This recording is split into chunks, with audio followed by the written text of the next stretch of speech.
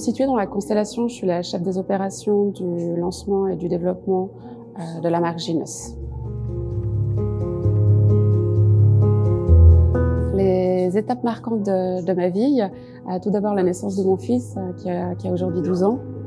Sacré challenge, ça chamboule une vie et en même temps c'est vraiment une école de l'organisation et de l'apprentissage continu, son mode d'emploi. À 40 ans, j'ai été admise pour faire des études à l'Université de Genève et j'ai obtenu ma licence en sciences économiques. Donc c'était assez challenging. La rencontre avec Sébastien, rencontre improbable, on se connaissait pas du tout. Et puis voilà, donc au début de cette aventure humaine, Gines, et puis évidemment le prix d'exception mécanique qui a été décerné à la première pièce de la marque que nous avons lancée.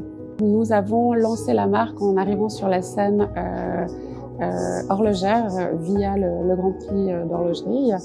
Et pour nous, c'était important d'être présélectionnés et nous avons gagné ce convoité prix, c'était inattendu et c'est une belle reconnaissance horlogère aussi parce que dans une démarche horlogère voilà, artisanale, c'était vraiment quelque chose qui comptait pour nous. C'est magique, beaucoup de joie, beaucoup de reconnaissance, aussi de la fierté, hein.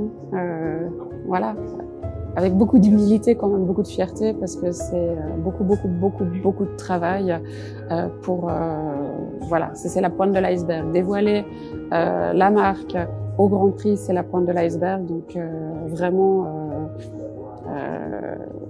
beaucoup de joie. C'est fantastique.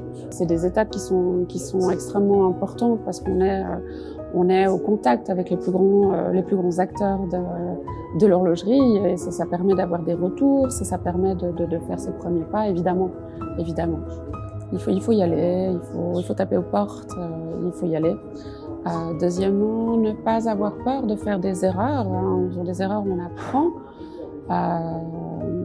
Et si on ne sait pas, s'entourer, aller chercher l'information qui nous manque à l'extérieur. On ne peut pas tout savoir et c'est normal de ne pas tout savoir, mais surtout apprendre de ses erreurs. C'est-à-dire que l'idée c'est, ok, l'erreur n'est pas un échec, mais à condition de ne pas la répéter. Donc il faut aussi comprendre ses erreurs.